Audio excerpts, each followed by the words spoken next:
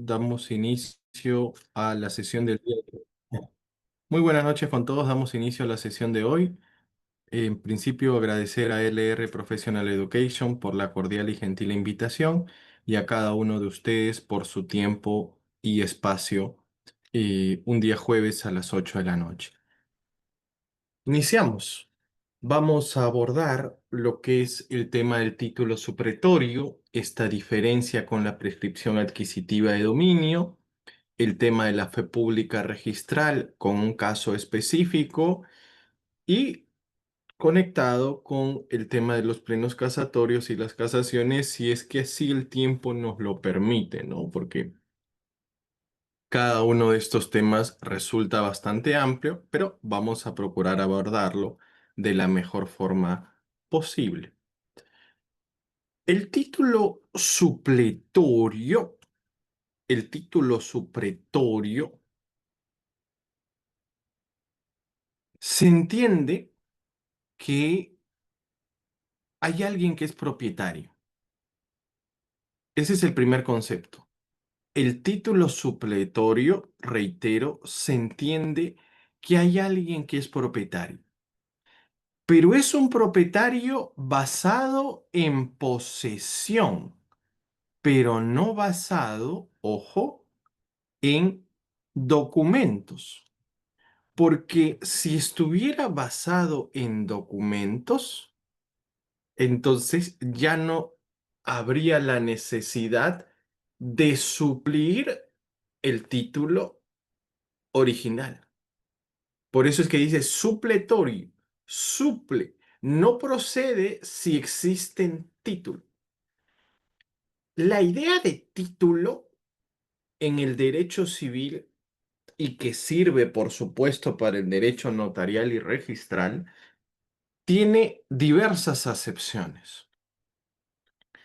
Yo puedo hacer alusión a la idea de título como el reclamo de alimentos a título de tener un hijo. Yo puedo hablar de título, y es lo que seguramente más nos interesa a nivel notarial y registral, respecto a un bien. Yo puedo hablar de título respecto al título de compra-venta, ese contrato de compra-venta que modificó un derecho real respecto a la titularidad del bien. Yo puedo hablar de título para transferir un bien inmueble.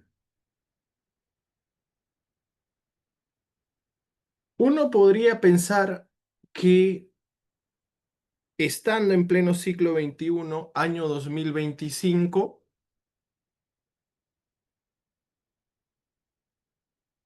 todos los bienes inmuebles ya se encuentran registrados, inscritos en registros públicos. Profesor, ¿esto es verdad? No. ¿Por qué? Porque las premisas son dos. Uno, tenemos un alto grado de informalidad y dos, que registros, o sea, no se solicita, no se exige la inscripción. Pero particularmente el título supletorio está pensado en que no existió títulos comprobatorios de transferencia. O, de ser el caso, estos han desaparecido. Y aquí nosotros lo trasladamos a un caso concreto, ¿no? Un determinado bien inmueble se ha transferido vamos a pensar tres veces. Dos veces mediante actos intervivos y uno por herencia. Sin embargo, el que se ha transmitido por herencia, se ha transmitido por una herencia fáctica, es decir, que no me dio testamento ni sucesión intestada. En ninguno de estos actos que estamos hablando que se ha transferido un mismo bien tres veces, en ninguno de estos actos se extendió una escritura de venta o donación. Pregunta. ¿Estaríamos hablando aquí de propiedad? ¿Es propietario la persona? Y la respuesta termina siendo positiva, porque aquel que alegue, aquel que solicite título supletorio es alguien que se encuentra como poseedor, ¿de acuerdo?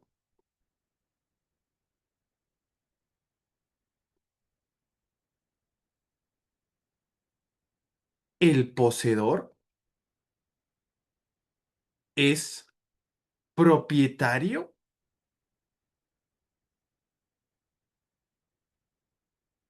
porque lo adquirió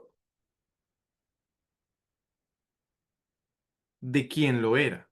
En este caso, yo les estoy poniendo el ejemplo de,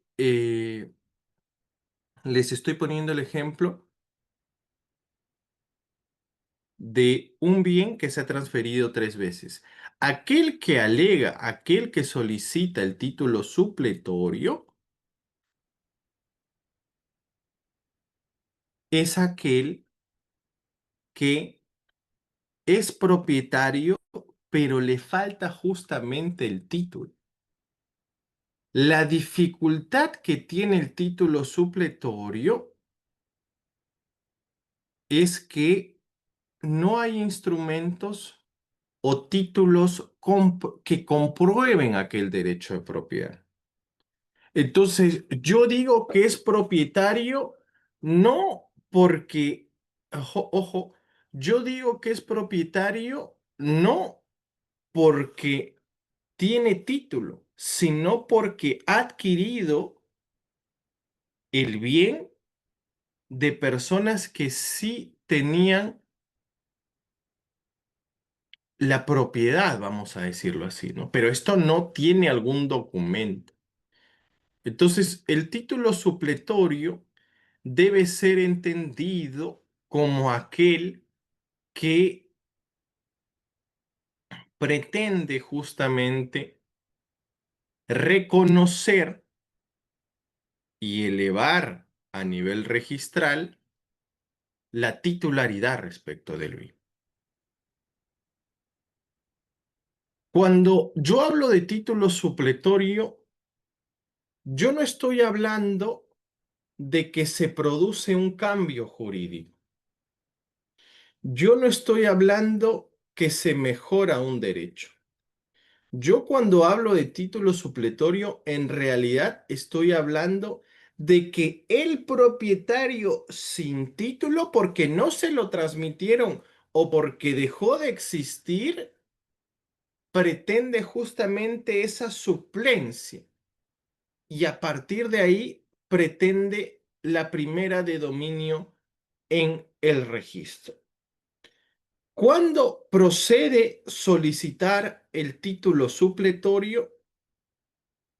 Cuando no hay un título comprobado de derecho de propiedad. Se procede, se indica el título supletorio cuando el inmueble no está inscrito. Cuando va de 100 a 500 unidades de referencia procesal, la competencia está vinculada al juez de paz de estrado. Cuando exceda esta cuantía, está ligado a la idea de jueces civiles. El juez resulta competente, ojo, como regla general, como ustedes saben, conforme al Código Procesal Civil, es competente el juez del domicilio del demandado. Pero podría ser que cuando no tengo documentos que me permitan verificar el domicilio del demandado, puedo demandar respecto a dónde se encuentra el bien, ¿ok? Que es una característica importante. En el título supletorio, además de cumplir ya la formalidad de la demanda del 424 y 425, tengo que verificar el artículo 505 del Código Procesal Civil. El artículo 505 del Código Procesal Civil, cuando solicite el título supletorio, se indica el tiempo, o sea, lo que yo tengo que indicar en la demanda, ¿no? El tiempo de la posesión que tiene la persona que está demandando y, de ser necesario, los causantes. ¿Cómo adquirí? ¿Cómo entré en posesión? ¿En qué fecha? Si estamos hablando que lo he adquirido inter vivos o por herencia fáctica, tengo que pensar en verificar si estas personas anteriores tienen derechos inscritos sobre el bien. Y miren qué interesante, ¿no? Frente a esta carencia de título, podría incluso tener la información de los propietarios u ocupantes de los bienes colindantes, para que ellos brinden en el medio probatorio de testimonio de que yo he vivido en ese lugar. Uno, esto lo dice el 505. Dos, al no existir título, también tendré que alegar una descripción de la forma más precisa posible respecto del bien. Y yo quiero que tengan en cuenta algo, doctoras, doctores. Cuando realizamos todo esto de aquí, cuánto tiempo estoy poseyendo, indicar quién está viviendo ahí, los derechos inscritos de las personas que me lo transfieren, describir con mayor exactitud, de la mejor forma posible el bien, el tema de los planos, el tema de los planos de ubicación y perimétricos, así como los visados correspondientes del ingeniero, del arquitecto. Tenemos que darnos cuenta que el título supletorio también está pensado en generar o revisar la formalidad respecto del bien. Porque no solamente es cómo entraste, a ver que me cuenten los vecinos, porque también podría tener vecinos informales que no van a ir a declarar, porque podría averiguarse, ¿no? ¿Y usted cuánto tiempo vive ahí? A ver, muéstreme que es propietario y no es propietario. Entonces ahí tenemos una deficiencia. Pero dice desde el punto de vista municipal, ok, muéstrame que todo está formal, todo está en regla. Que eso ha sido construido por arquitectos, por ingenieros, los visados de la municipalidad, certificación municipal. O sea, miren lo que se exigen. Copia literal de los asientos registrales de los últimos 10 años. Se solicita, ojo,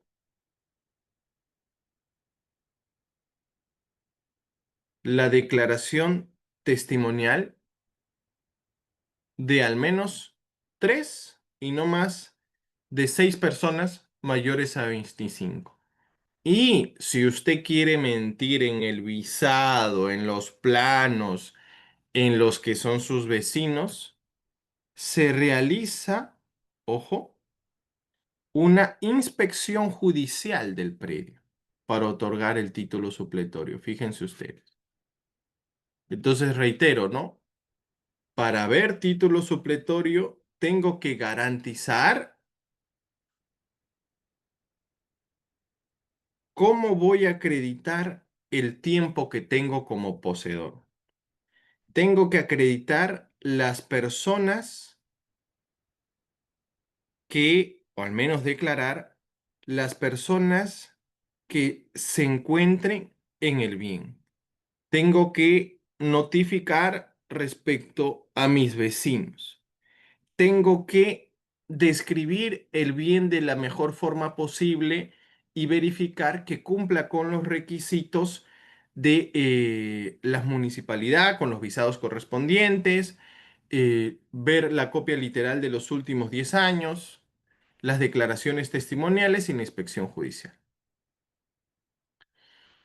Una vez que esto sucede, que esto suceda, una vez que esto suceda, tendrá que suceder, tendrá que trasladarse, tendrá que emplazarse una notificación.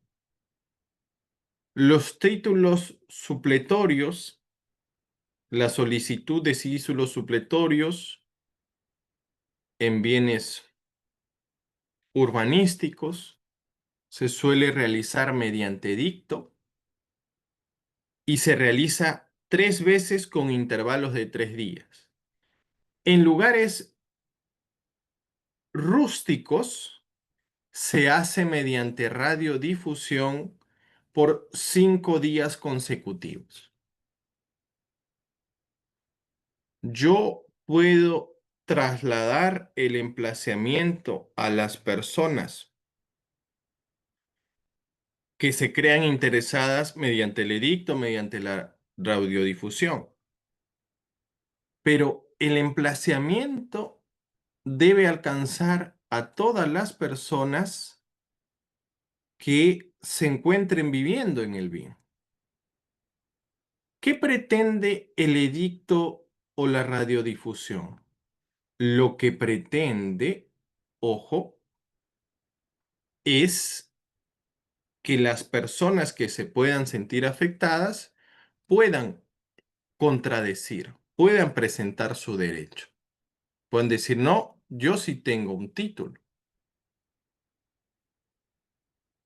Entonces, a partir del emplazamiento, conviene graficar quién tiene legitimidad activa y pasiva en un proceso de título supletorio. En un proceso de título supletorio, la legitimidad activa la tiene el propietario, propietario fáctico, porque carece de documentos. Y la legitimidad pasiva refiere a los anteriores transferentes, ¿no? Respecto del bien. Pero mire, acá tenemos claramente identificado emplazo a anteriores personas que me han transferido el bien, de hecho, pero también podría darse el escenario que intervenga el Ministerio Público. Si interviene el Ministerio Público en los siguientes escenarios. Cuando el emplazamiento es a personas indeterminadas, porque no tengo ningún conocimiento de quiénes han vivido en ese lugar anteriormente, cuando ignoro el domicilio, cuando se trata de predios rústicos o cuando se haya declarado en rebeldía. Se pretende pues velar por el interés público. El título supletorio lo que pretende es justamente reemplazar un título originario. Cuando se me otorga el título supletorio, se me está declarando indirectamente propietario. Porque, y ahí se puede hacer alusión a diversa casuística, la finalidad del título supletorio es perfeccionar el dominio del propietario de un bien que carece de documentos y por eso es que nosotros hablamos una suerte de propietario de hecho. El título supletorio pretende tener la característica central que tienen los derechos reales, que es un efecto erga omnes. Si una persona miren, qué interesante es esto. Si una persona que se considera propietaria ha extraviado su título, podría interponer una demanda de prescripción adquisitiva de dominio, que ya vamos a verificar la distinción, ¿no? Ya vamos a verificar la distinción. El título supletorio pretende, reiteramos, formalizar aquello que se encuentra meramente en posesión.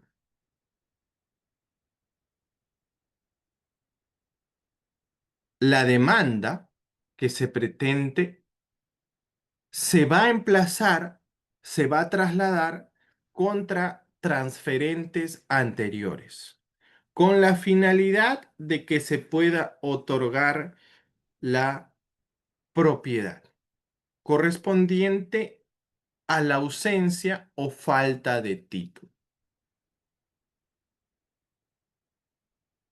Si es que yo demandara no título supletorio, sino prescripción adquisitiva de dominio, estoy renunciando a la acreditación de mi derecho mediante el título que se perdió.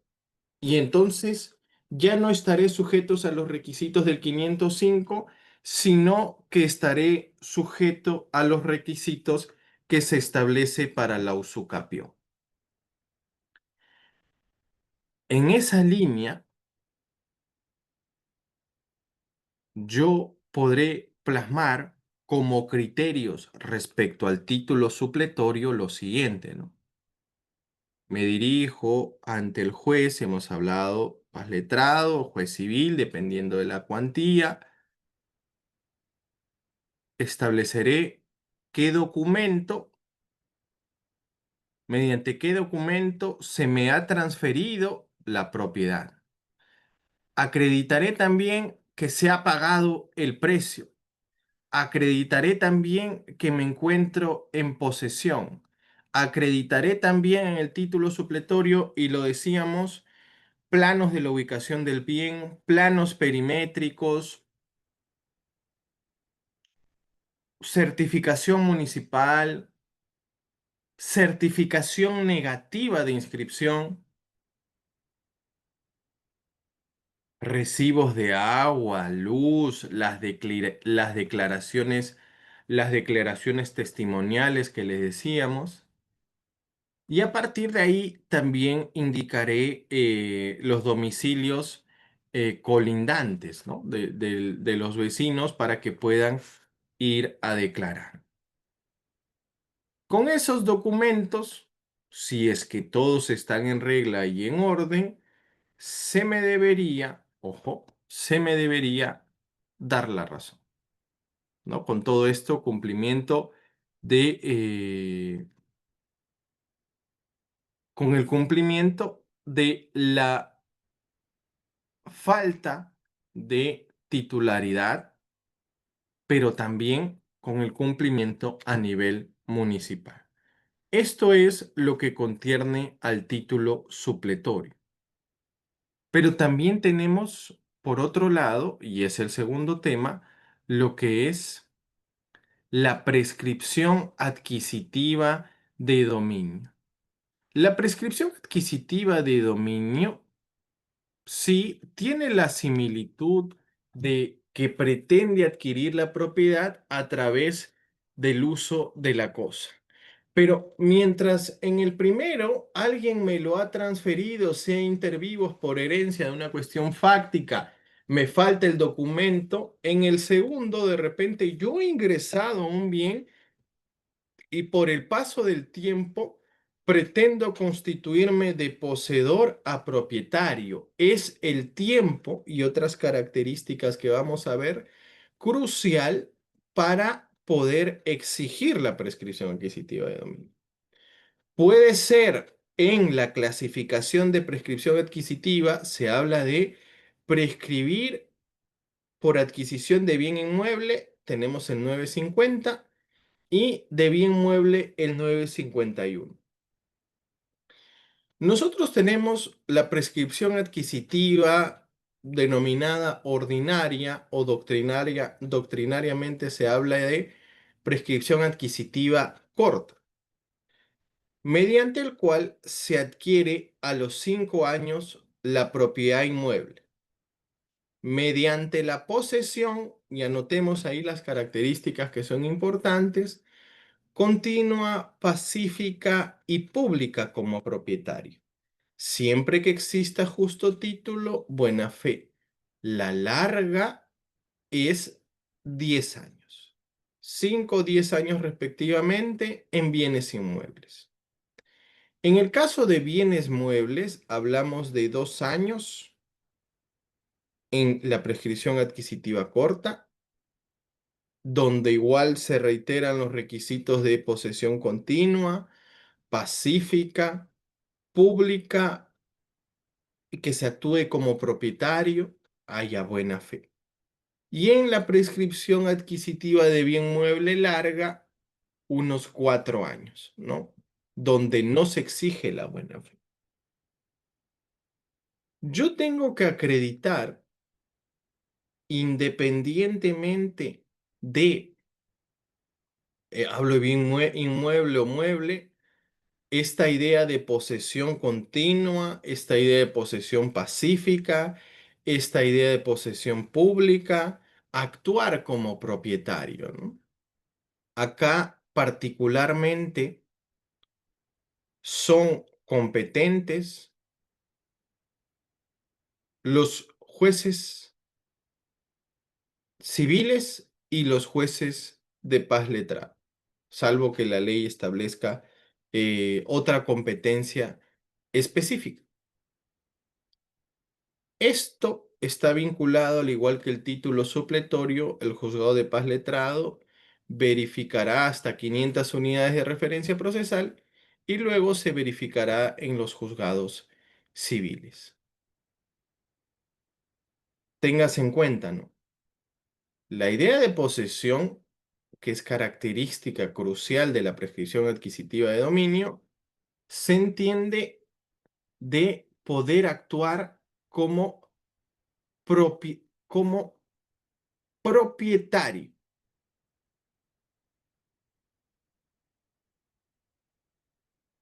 Y para eso, yo lo que tengo que hacer es entrar en posesión, que duda cabe,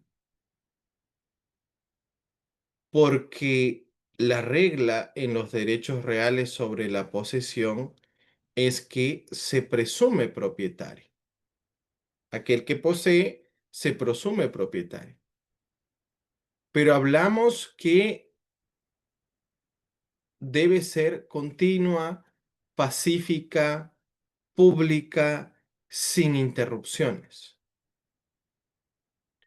Y aquí se habla de una diferencia interesante cuando nosotros hablamos de continua o ininterrumpida, significará que no me debo mover en ninguna circunstancia, que no debo ir de viaje. ¿Qué significa esta idea de posesión continua e ininterrumpida? Significa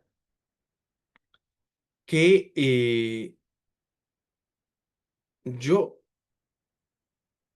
tengo que mantenerme en el tiempo constante, sin generar intermitencias en la posesión del bien. ¿Ok? No puedo, no, me voy cada 2 años, regreso, difícilmente, ¿no? Ahí estaríamos hablando de una característica discontinuada de la posesión.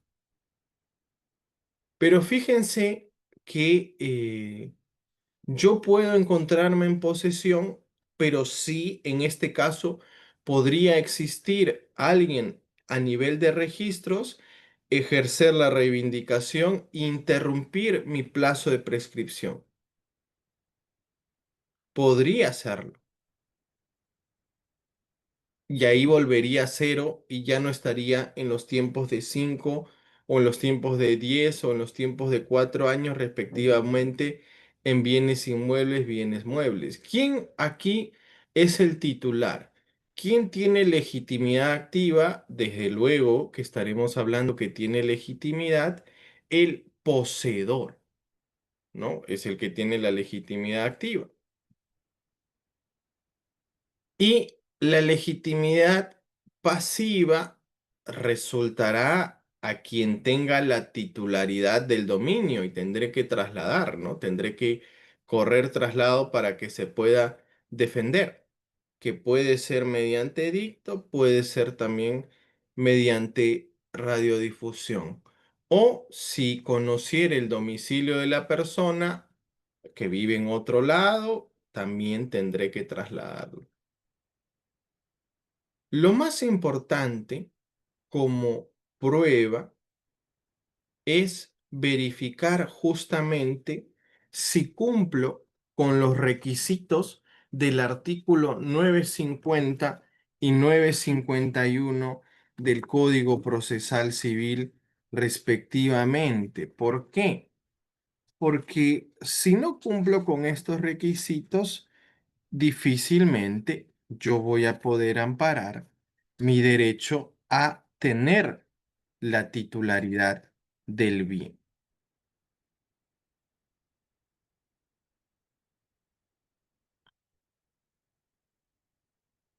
Y sobre el particular, si ustedes observan el 950 y 951, la casuística al respecto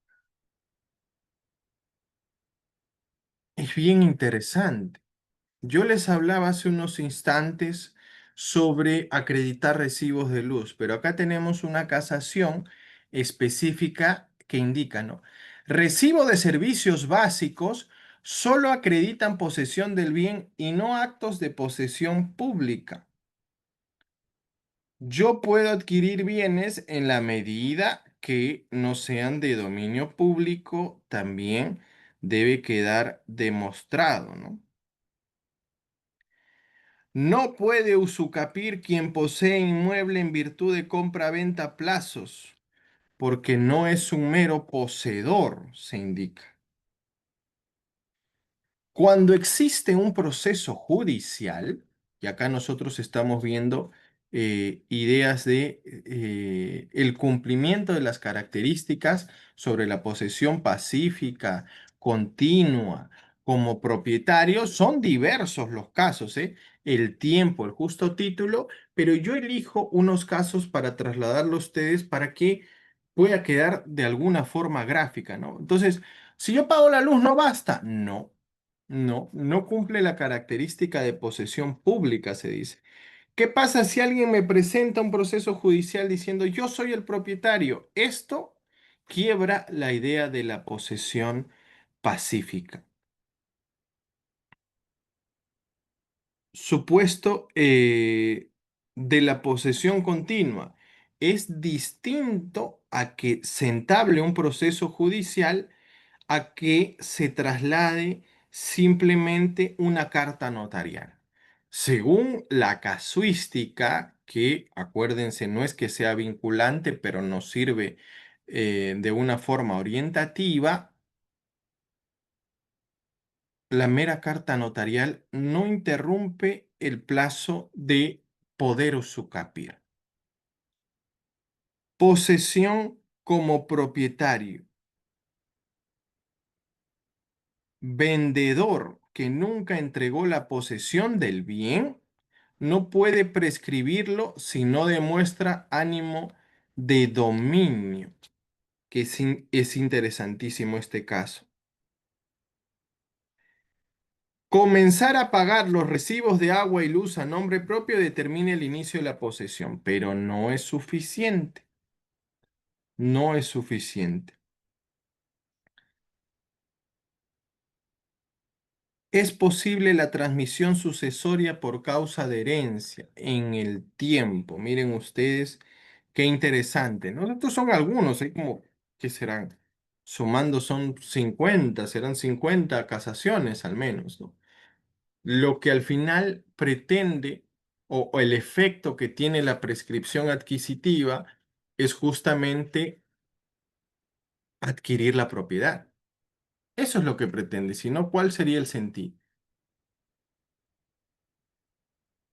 Lo que se va a procurar con la sentencia de prescripción adquisitiva de dominio es que se va a declarar que el bien le pertenece a esta persona por haberla justamente adquirido por prescripción adquisitiva de dominio. Y la casuística nos dice que la prescripción adquisitiva de dominio es una forma, se clasifica originaria de adquirir la propiedad. Es una forma de adquirir la propiedad. Yo, ¿qué voy a plantear en un proceso de prescripción adquisitiva de dominio? Voy a plantear en lo que refiere los alegatos de hecho en una demanda de prescripción adquisitiva de dominio, que desde hace más de, tengo que establecer el plazo conforme al 950-951, qué plazo bien mueble, inmueble, qué es lo que estoy pretendiendo adquirir la propiedad, que desde hace más, reitero el tema del plazo, vengo ejerciendo la posesión y tengo que delimitar el bien.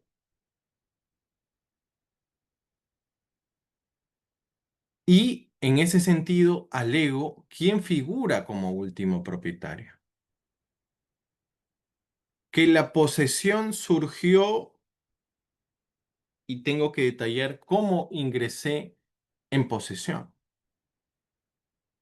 Tengo que detallar también un poco en la interconexión de los medios probatorios, los planos de ubicación, los planos perimétricos. También tengo que delimitar claramente eh, lo que es el bien, ¿no? En el tema de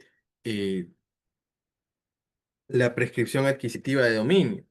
Además, tengo que establecer justamente los recibos que haya podido tener sin que esto signifique, como ya hemos dicho, que el mero recibo no me genere la obligación de estar en posesión.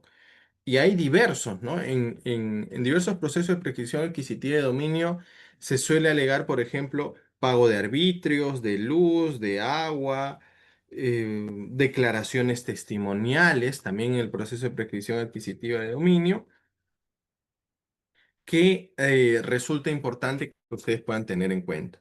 Entonces, la principal diferencia, título supletorio, prescripción adquisitiva de dominio, en el primero hay un traslado de la propiedad. Soy propietario, pero me falta el documento. En el segundo, no es necesario que haya habido un traslado. Puede que yo haya ingresado, de hecho, a un bien, lo que no sucede en el primer escenario y tengo que reunir un requisito y otro diferenciado respectivamente. Ahora, título supletorio y prescripción adquisitiva. Ahora, en lo que refiere a la fe pública registral, particularmente vamos a hablar sobre un caso específico. Y este caso hace alusión a la casación 800-2015 Huánuco, para que lo tengan en cuenta, ¿no? Esta es la casación 800-2015 Huánuco. Y este caso es muy importante porque nos permite denotar cómo es que ha surgido la desconfianza o la exigencia que puede tener el registro en las personas. ¿Por qué? Porque en este caso específico, hablando de la fe pública registral, ¿qué tenemos? El registro público, ¿para qué existe? El registro público existe para generar oponibilidad a terceros, para que terceros sepan a quién le pertenece el bien, para que no le vayan a comprar a una persona que no está en registros públicos, pero no siempre lo que está en registros públicos se ha adquirido de forma legítima, se ha adquirido de forma ordinaria. ¿Y por qué? porque en este caso nosotros hablamos de un bien que vamos a decir le pertenecía a X y X deja su bien a sus cuatro hermanos, dejando 20%, 20%, 20% y 20% respectivamente. Y lo que es su libre disponibilidad se lo deja a un amigo. ¿Qué sucede? Este amigo le falsifica las firmas a los cuatro hermanos y le traslada, ojo, le traslada la titularidad. Primero, él llega a aparecer como titular registral y por eso uno se termina preguntando si siempre debemos confiar en lo que dice registros. Pero esa persona llega a ponerse como titular registral y como se pone como titular registral, llega a vender el bien a terceros y viene a ser el gran dilema de la protección de los terceros de buena fe. Entonces, en este caso, hay dos escrituras públicas. En una de ellas se dice, ¿no?, que el amigo del que transfirió, los cuatro hermanos le ceden el 80%, o sea, todas sus acciones para llegar al 100. Y por tanto, este amigo se llega a convertir en el único propietario. Pero ¿qué sucede? Los demandantes, entiéndase, los cuatro hermanos, niegan su participación. Dicen, nosotros no hemos firmado nada. Entonces, lo que ha sucedido es que esa escritura pública que se ha dado se ha falsificado. Y por tanto, como se ha transferido de forma falsificada, alegan los hermanos, esa segunda transferencia, porque hay una primera del amigo y de los hermanos.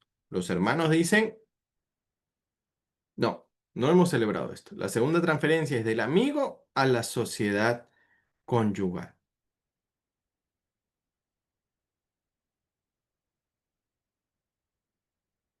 Tenemos el dilema. ¿Qué hacemos con los hermanos? Los hermanos demandan, evidentemente, la nulidad de la primera transferencia y de la segunda.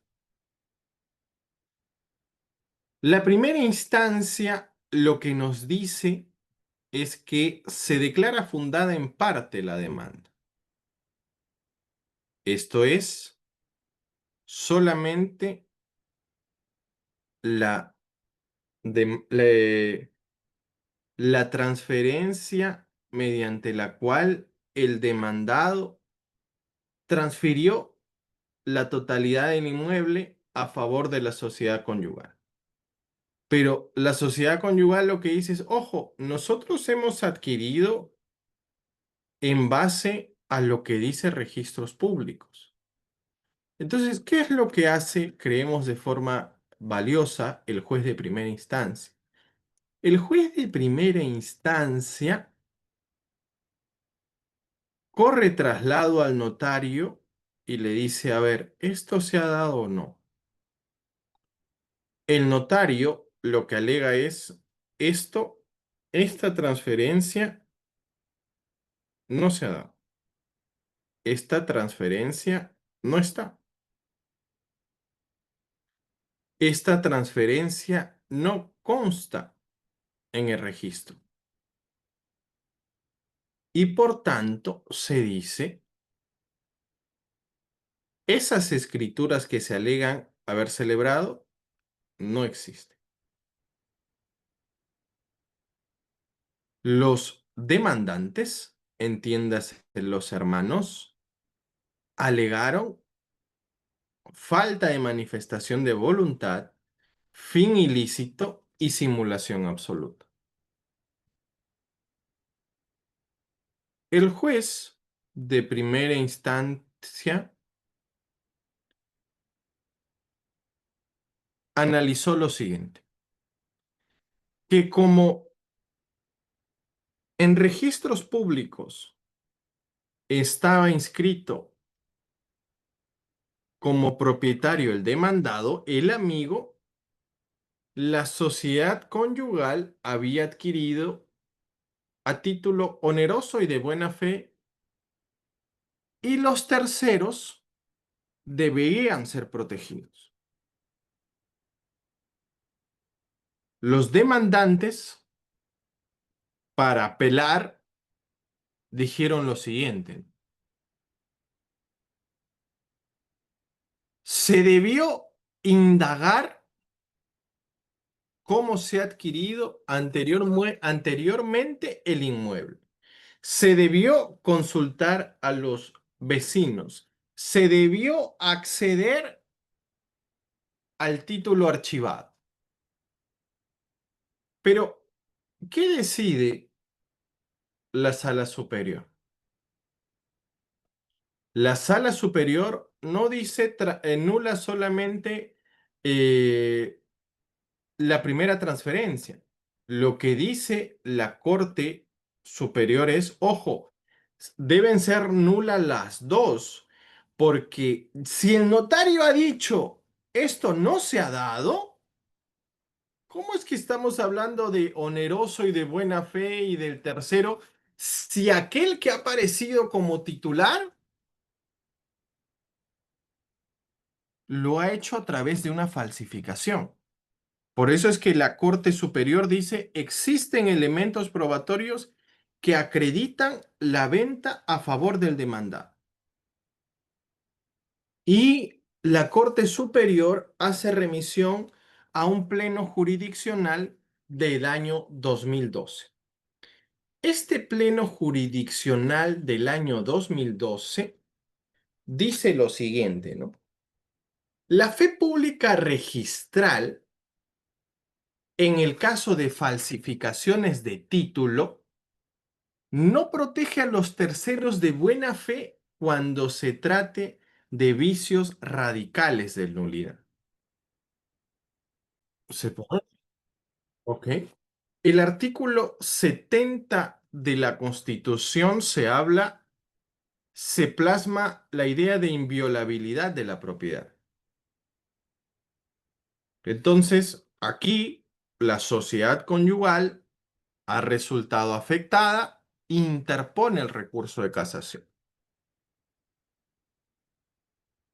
Vamos a hacer, si les parece, un pequeñito break de 10 minutos máximo y continuamos, por favor. ¿Sí? Un pequeñito break y regresamos para ver qué decidió la Corte Suprema.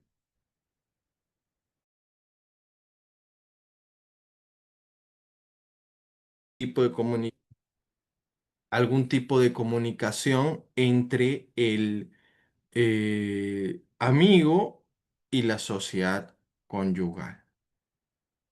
Habría que preguntarse cómo es que justamente se llegaron a conocer el demandado y la sociedad conyugal.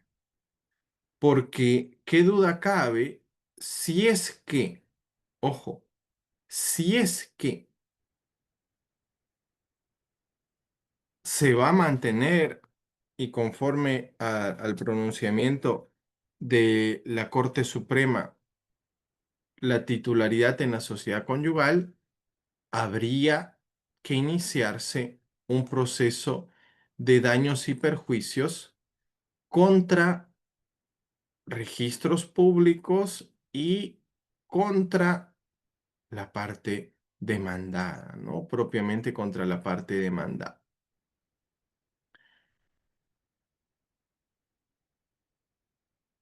Acuérdense que a nivel de lo que es la fe pública registral, tenemos un principio muy importante a nivel de registros. Este principio refiere a que la buena fe registral, confío en el registro, pero si el registro no es exacto, esta ignorancia se dice, no se me puede irrogar, porque esa ignorancia no ha dependido de mi persona. ¿Sí? Esta ignorancia no ha dependido de mi persona, sino que no se ha plasmado de forma exacta, se podría decir, no se ha plasmado de forma exacta lo que significa el bien propiamente, ¿no? Lo que significa el bien propiamente. ¿Hasta aquí tienen alguna pregunta, alguna inquietud? ¿Todo claro?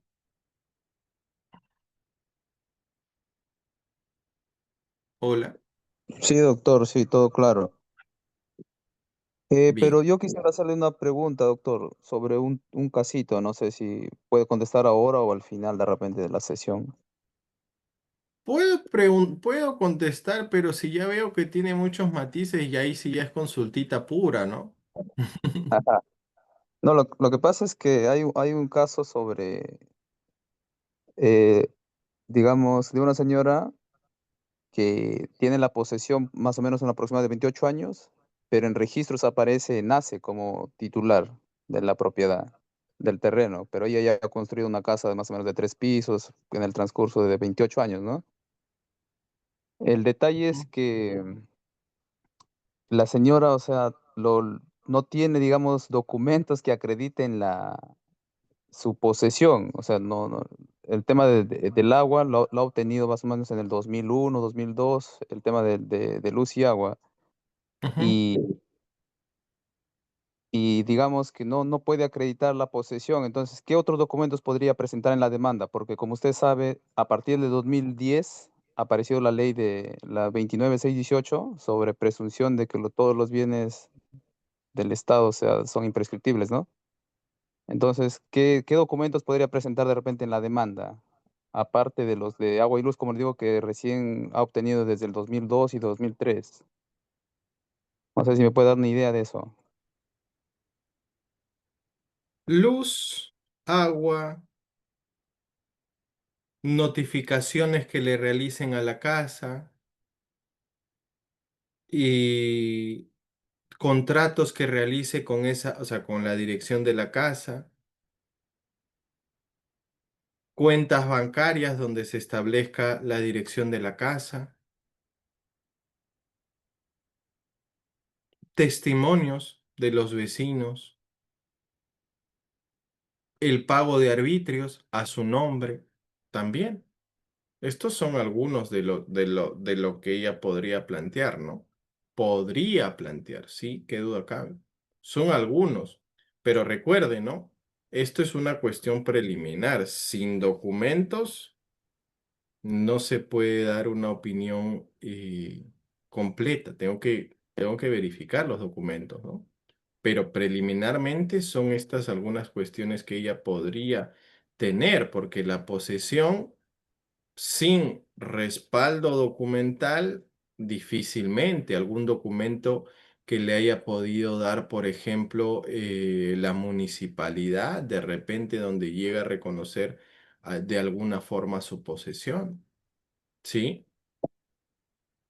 Sí, doctor, como le digo, el detalle es que ella tiene a partir del 2003 hacia adelante y digamos que no cumple con el requisito de los 10 años, ¿no? Por decirlo así. En todo caso, si plantea la demanda de prescripción Va a contra de. perder.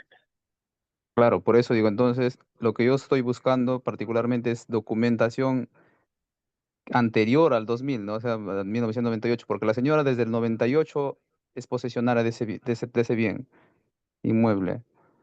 Lo que ha conseguido es la inscripción de su hija en 1999. O sea, también puede ser un documento que dé a convicción a un juez, ¿no? De que ella ha estado poseyendo el terreno desde esa fecha. Parcialmente, porque como ha sido su hija, puede el juez confiar ello, pero como no es directa, podría pensarlo, ¿no? O sea, no le garantizo que es un medio probatorio fuerte para acreditar la posesión de esta persona.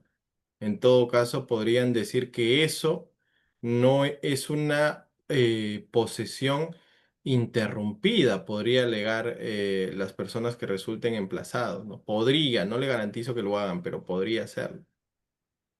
Sí, y lo otro, doctor, es que lo que pensaba hacer es básicamente buscar, ¿no? Que la señora busque a la persona que le realizó la obra, o sea, el contrato de obra, pero básicamente como ella dice, me comenta que todo ha sido verbal en esos tiempos, o sea, los contratos eran que les pagaban todos los sábados al albañil y ese tipo de cosas. Lo podría plantear a él como testigo, creo, ¿no? Para que dé más convicción de repente también al juez. Puede ser, pero va a ser un testimonio sin respaldo documental, ¿no? Que creo que mm, ahí creo que va a flaquear. Puede ser, pero sin documentación propiamente, es que no lo veo. ¿Sí? Sí, pues, y ese es el inconveniente que tengo, o sea, no sé qué otro medio probatorio presentar, ¿no? Para acreditar la posesión, pues, de la Tendrá, señora. o sea, tiene su más fuerte es su testimonio y los documentos que usted me dice. Bueno, el tema de Y la... los, Ujú. O sea, el tema de la hija también es lo que más tiene. No tiene más. Sin documentos es yo prometo. No, no, no, sin ya, documentos, no, no. Ujú, para comentarle otro detalle del caso, porque es ujú, bien interesante, la señora tiene un documento del 2007 que está, digamos, inscrita en un notario, ha dado fe del documento de fecha cierta. Pero el detalle es que las personas que lo transfieren son los hijos de la primera propietaria que se supone, ¿no? Que nace a transferir la titularidad, pero como le digo, en registro público aparece simplemente nace. Pero sí hay un documento que de los hijos a la señora que también ha sido hecho en una notaría. Digamos que ese documento, ¿usted cree que puede crear certeza en el juez de que ella viene poseyendo desde el 97? Porque así más o menos lo han escrito, lo han descrito, de que ella viene poseyendo desde el 97 y que ellos son hijos de la señora que la primera contratante con INASE, ¿no? ujú. Pero no hay ningún contrato, o sea, el detalle es que no hay ningún contrato por parte de la señora que ya falleció, la primera propietaria, por decirlo así. Sí, si no hay ningún contrato, es complicadito el caso, la verdad. Complicadito. Sí, pues he buscado unas casaciones con respecto, por ejemplo, que dice que por pérdida de contrato en el cual, bueno, algunas veces las salas siempre aplican retroactivamente la ley y en casación pues les quiebran, ¿no? El caso. Ujú. Por eso que quise preguntarle, pero bueno, ya con lo que me dice, creo que con el tema lo más fuerte sería el DNI, ¿no? La inscripción, que es un documento necesariamente Y público, bueno, el de la hija y los recibos, los arbitrios que pueda tener. Puede llevar como testimonio al albañil, pero y a los vecinos colindantes. sí, los vecinos colindantes que también lo decíamos en el título supletorio, ¿no? Sí, puede ser. ¿Usted cree que con eso? Yo creo que con eso es un poco ya que cree certeza en el juez, ¿no? De que la señora está poseyendo, pues. Puede Además, generar certeza o puede ya sencillamente despedirse por falta de pruebas, ¿no? No, tendríamos que ver qué es lo que qué es lo que va a presentar y de qué forma lo va a presentar, ¿no? sí, pues porque ni fotografías casi tiene la señora. Sí, está complicado. Ujú. Bueno, gracias, doctor, pero ya me dio más alcance. Claro, igual si hay ahí un tema de asesoría, me avisa. Y por ello siempre uno puede contactar a ver qué se puede hacer. Con Ya, doctor. documentos es opinión diferente, ¿no? Claro. Ya, Listo. doctor, gracias. Ahora, tengamos en cuenta, ojo, tengamos en cuenta eh, que nosotros, ya como una suerte de ir cerrando, uno de los temas más recurrentes a nivel de plenos casatorios refiere a los derechos reales, el segundo, el cuarto, el séptimo, el octavo de alguna manera porque se refiere respecto a un bien, pero esa es la disposición por parte de uno de los cónyuges, el segundo, el cuarto, el séptimo. Pero que el más ha traído el debate o de los que más se ha discutido refiere al pleno, al séptimo pleno casatorio, donde se debatió el tema de la propiedad versus el embargo, la propiedad no inscrita versus el embargo inscrito. En ese sentido, ¿cuándo entra en conflicto la propiedad contra el embargo? Nosotros podríamos pensar el supuesto en el cual una persona le vende la casa a otra y esta última solicita inscribir la compra-venta y esto se inscribe, se eleva a registros públicos. En este caso, nosotros, reitero, tenemos lo siguiente, ¿no? Hay una persona que es titular de un bien, lo vende a favor de una persona y esta persona lo inscribe. Pero esta persona, a su vez que vende el bien, también tiene deudas. Pero a la persona que le vende el bien, la línea cronológica de la venta refiere a lo siguiente, ¿no? Hay un documento privado. El documento privado se ha convertido en escritura pública, conforme les comento, y la escritura pública se ha inscrito en registros públicos. Con eso genero lo que generó la sociedad conyugal del caso anterior, que es se logra plena oponibilidad. Y aquí estaríamos viendo que la realidad coincide con el registro público a diferencia del primero. Aquella persona que tiene un crédito a favor respecto al titular del bien, esta persona puede creer que C o el tercero, el aquel que tiene a favor un crédito, dice, yo creo que la persona debe seguir en posesión del bien. Entonces, con esa certeza, establece un embargo frente a una deuda no pagada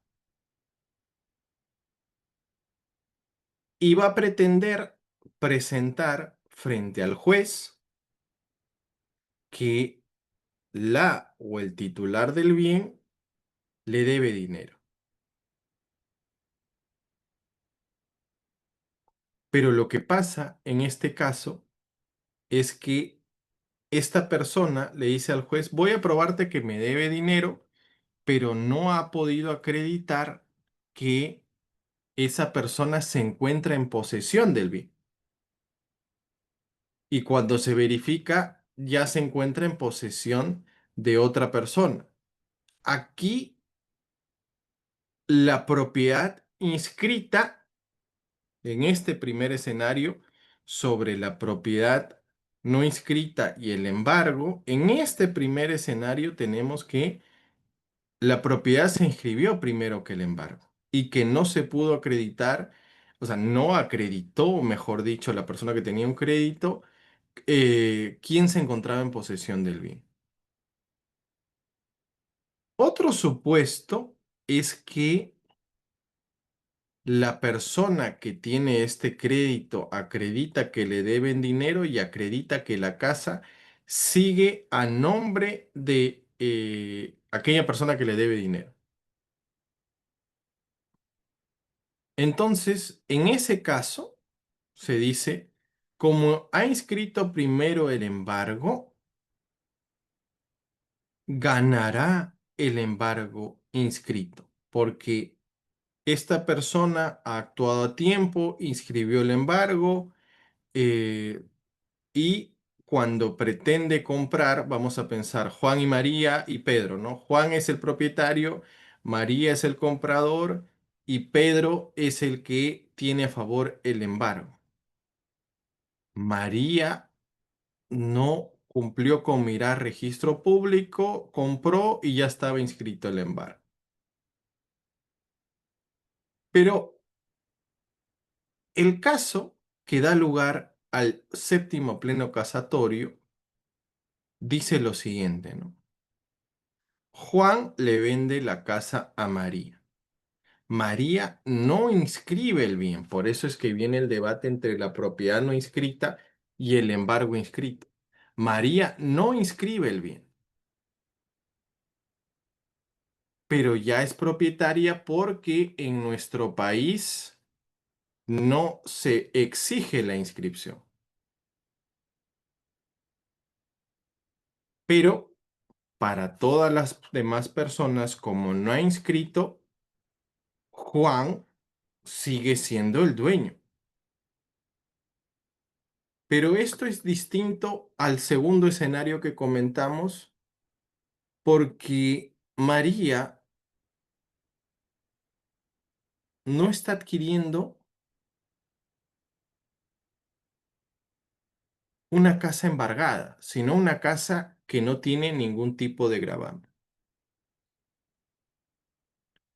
Pedro lo que quiere es que Juan le pague y por tanto es que lo va a embargar. Pedro va a sacar una partida registral para ver si Juan sigue siendo, ojo, sigue siendo el dueño. Registros públicos le dice sí. Pedro inscribe el embargo, pero el nuevo propietario es María. Y ahí viene el conflicto en el tiempo. Como María no está enterada del embargo, recién se va a enterar cuando se le notifique el embargo del bien, ¿no? Cuando se le notifique. No olvidemos que a Pedro le debe Juan, no María. Pero hoy se va a embargar el bien de María porque está su nombre. Y ahí el séptimo pleno, el debate era, en el fondo se está vulnerando el principio de responsabilidad patrimonial. ¿Por qué? Porque María también en el proceso estaría acreditando que compró el bien antes que Pedro lo embargue, pero no lo inscribió. Pedro dice, debiste mirar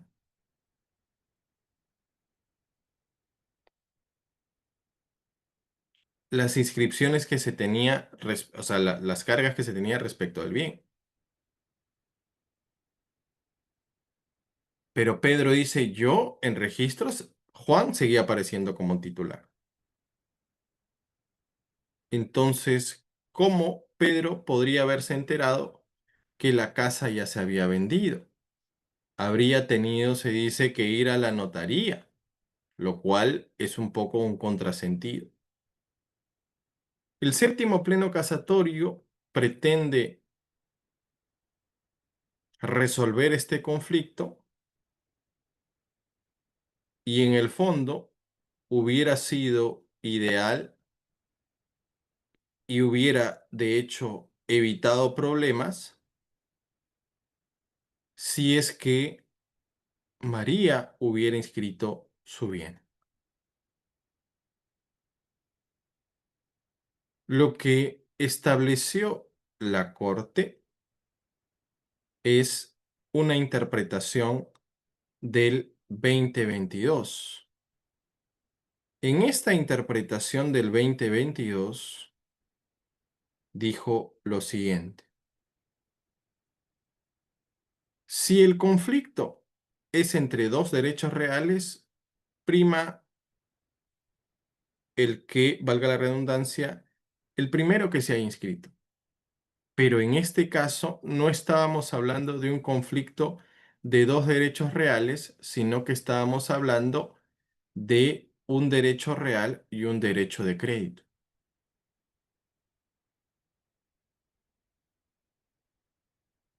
El dilema es propiedad no inscrita de María, el crédito de Pedro. Y acá se dice, primará el derecho común. Y al hablar de derecho común, se dice, pasamos a excluir las normas registrales. Y por tanto, desde un principio de la responsabilidad patrimonial, primó la propiedad no inscrita.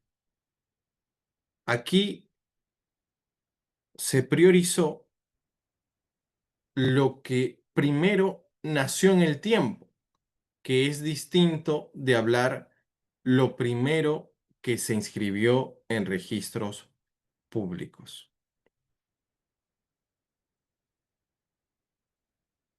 Creo que este es un caso bastante interesante, pero en el fondo, lo que primero surgió en el tiempo por una transferencia notarial que se da a fecha cierta, porque si no hubiera sido notarial, hubiera sido un documento privado, hubiera sido mucho más complejo. Nació primero la transferencia y luego nació el tema del embargo. Si hubiéramos querido ser de alguna forma más equitativos, tendríamos que cotejar la fecha de la compra de la venta y la fecha del contrato de préstamo del crédito para ver justamente cuál nació primero en el tiempo. La crítica que se hace al séptimo pleno casatorio es que no debió comparar la fecha del nacimiento de la propiedad con la fecha del embargo, sino con la fecha del contrato de préstamo. Porque el embargo no es lo que genera el derecho en disputa. Lo que genera el derecho en disputa es justamente el derecho de crédito. Y por eso es que se termina protegiendo a la propiedad por más que no haya estado inscrita en los registros públicos primero que el crédito, ¿sí? Se dice que la responsabilidad de Juan es personalísima y debe responder con su crédito. Y por eso es que no se puede cobrar a otras personas.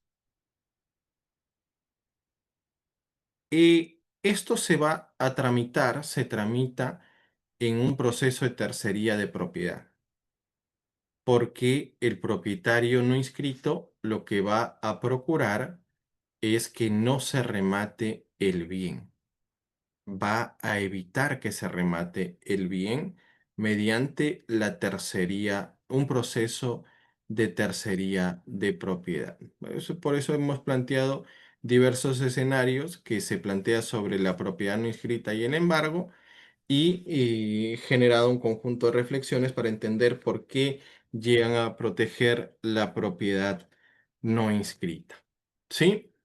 Muy bien. ¿Dudas, preguntas, comentarios, reflexiones finales, por favor? ¿Todo claro? Doctora Miranda, adelante. Sí, doctor. Entonces, tengo una duda. Entonces, ¿no habría ninguna figura que ayude o que respalde al acreedor en estos casos cuando estamos ante la tercería de propiedad? Lo que tendría que hacer es, o sea, lo que tendría yo que hacer frente al crédito, tengo que entender que